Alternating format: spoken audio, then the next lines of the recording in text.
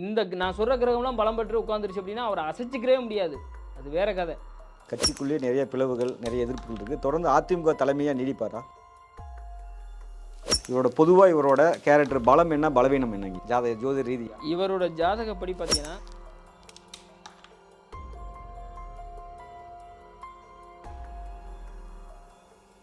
இறை என்பர்களுக்கு வணக்கம். தொடர்ந்து அவருடைய அண்ணாமலை ஐயா நம்மகிட்ட ஜோதி ரீதியான கருத்து சொல்லிட்டு இருக்காங்க.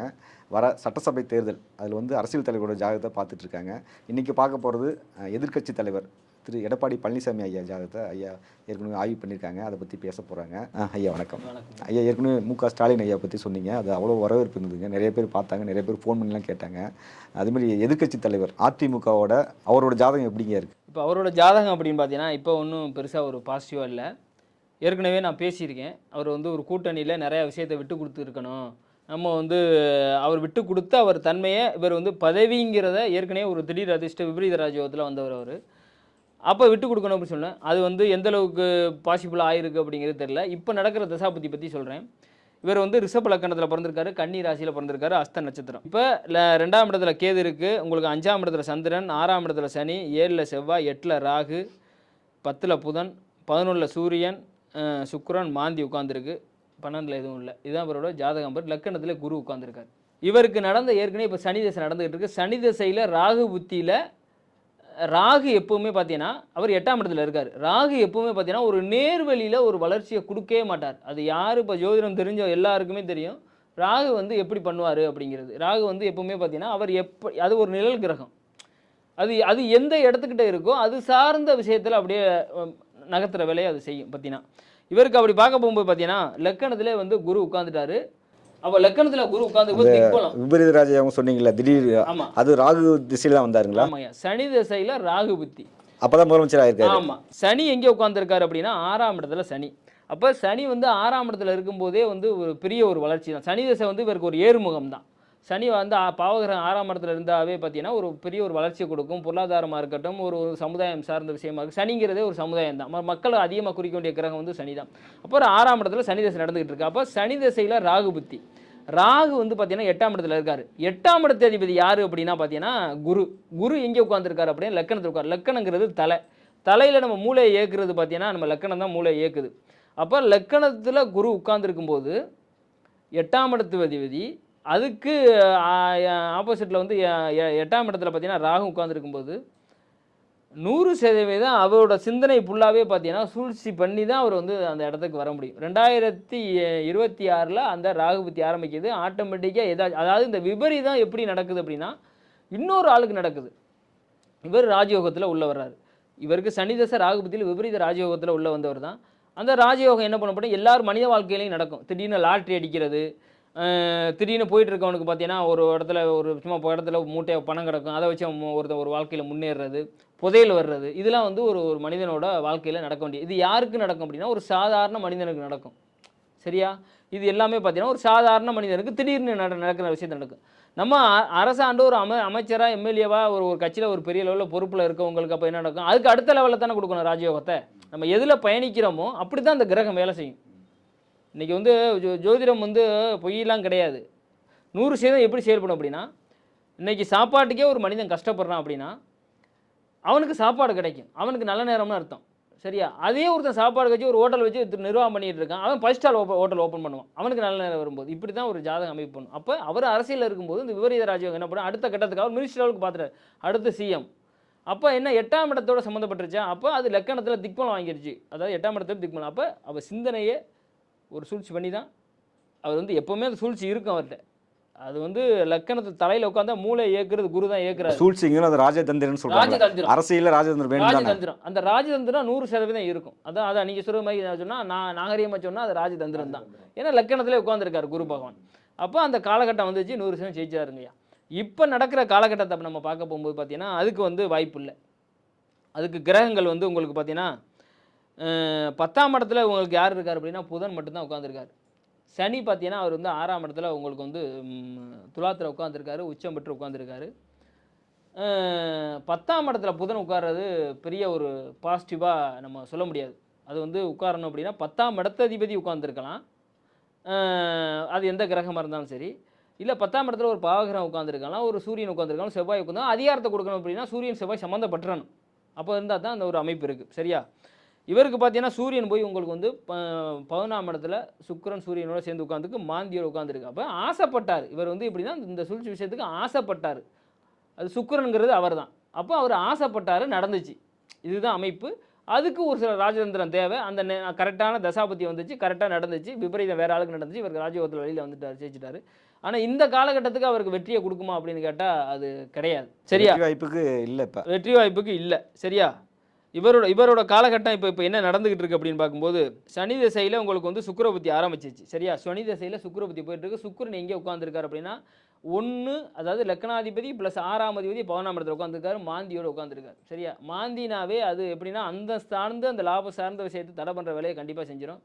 அதுவும் 11ஆம் இடத்துல உட்காந்துருக்கு. அபிலாஷைகளை பூர்த்தி செய்வார் அப்படின்னா சுக்கிரன் வந்து உங்களுக்கு உட்காந்துருக்கும்போது அந்த இடத்துக்கு வந்து உங்களுக்கு சரியான ஒரு அமைப்பு கிடையாது. சரியா?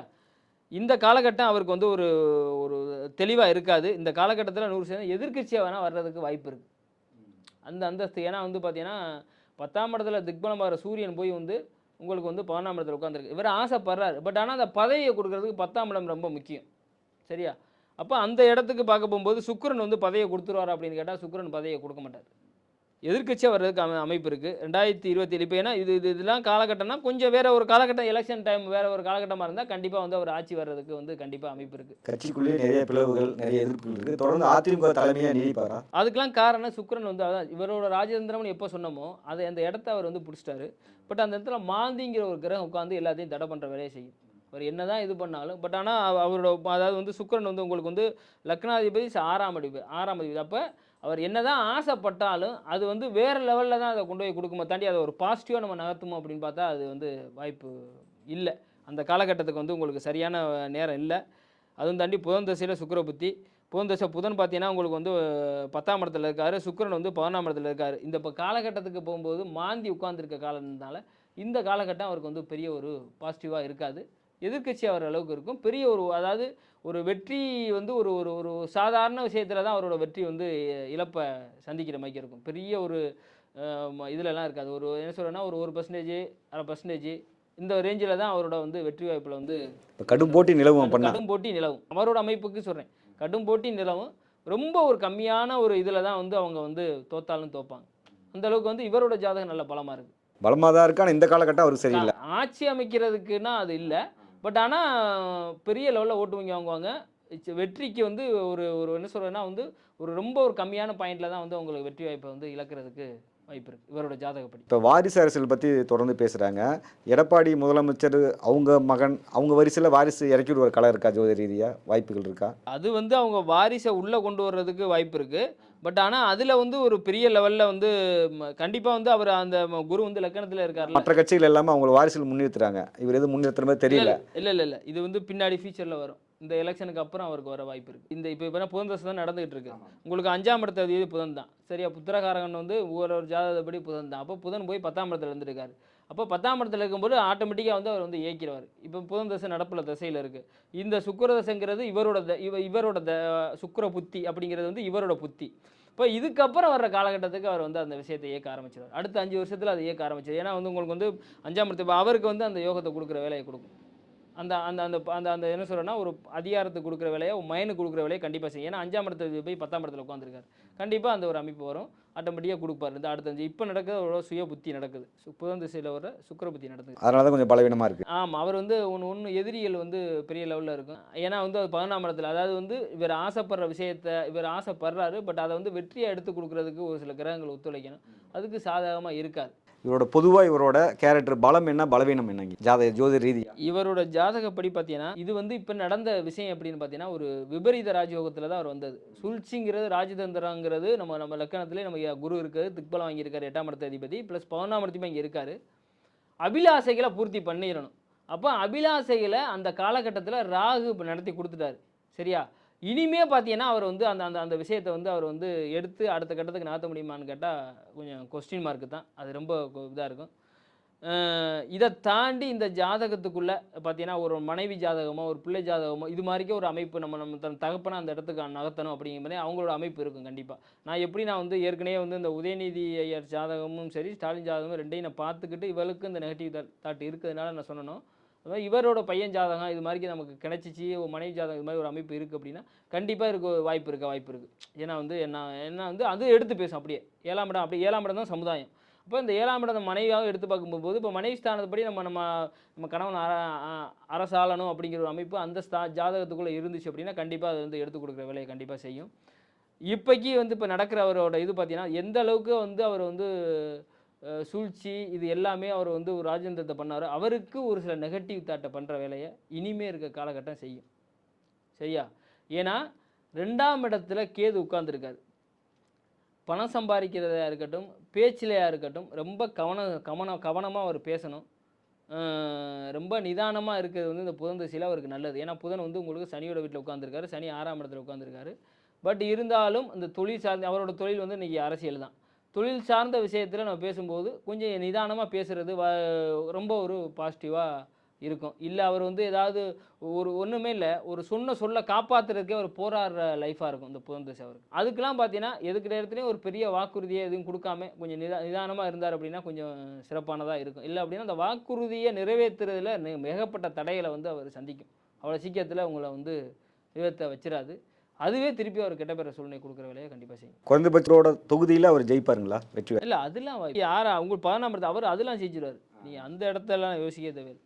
சூரியனோட சேர்ந்து உட்காந்துருக்குல்ல, லக்னாதிபதிங்கிறது அவர் தான். அவர் போய் உங்களுக்கு வந்து சூரியனோட சேர்ந்து உட்காந்துருக்காரு 11ஆம் இடத்துல. அவர் ஆசைப்படுறாரு. நான் சொல்கிறது வந்து அரசாளணும் அப்படின்னா செவ்வாய், சனி, சூரியன் 10ஆம் இடத்து அதிபதி இது வந்து பலமாக இருந்துச்சு அப்படின்னா கண்டிப்பாக இது பண்ணிது. அதோட சேர்ந்து குரு. இந்த நான் சொல்கிற கிரகம்லாம் பலம் பெற்று உட்காந்துருச்சு அப்படின்னா அவரை அசைச்சிக்கவே முடியாது. அது வேற கதை. இவர் நடந்த விஷயம் விபரீத ராஜயோகம். ஒரு ஸ்டாண்டர்டாக இவர் ஒரு ஆளுமையாக வச்சு நம்ம பண்ண முடியுமா அப்படின்னு கேட்டால் அது மாதிரிக்கு ஒரு அமைப்பு கிடையாது. நான் அதிமுக தலைவராக தொடர்ந்து நீடிப்பார். முதலமைச்சர் யோகம் மட்டும்தான் இல்லை இப்போ. ஆமாம். இதுவுமே பார்த்தீங்கன்னா ஓட்டு வங்கிலாம் இருக்கும். பட் இருந்தாலும் ஒரு என்ன சொல்கிறேன்னா ஒரு பெரிய ஒரு வித்தியாசத்தில் இன்னொரு கட்சி ஜெயிக்கிறது வந்து பெரிய இது இருக்காது. பயங்கர போட்டியாக இருக்கும். இவரோட ஜாதகப்படி சொல்கிறேன். சரி, நல்லதுங்கய்யா. தொடர்ந்து பேசுவீங்கய்யா. கண்டிப்பாக ஒவ்வொரு தலைவர்களாக பார்த்துட்டு இருக்கோம். இது மிக்க பயனுள்ளதாக இருக்கும். அந்த அரசியல் கட்சி தலைவர் பார்த்தாலும் பயனுள்ளதாக இருக்கும், தொண்டர்கள் பார்த்தாலும் பயனுள்ளதாக இருக்கும். மிக்க நன்றிங்கய்யா. நன்றி.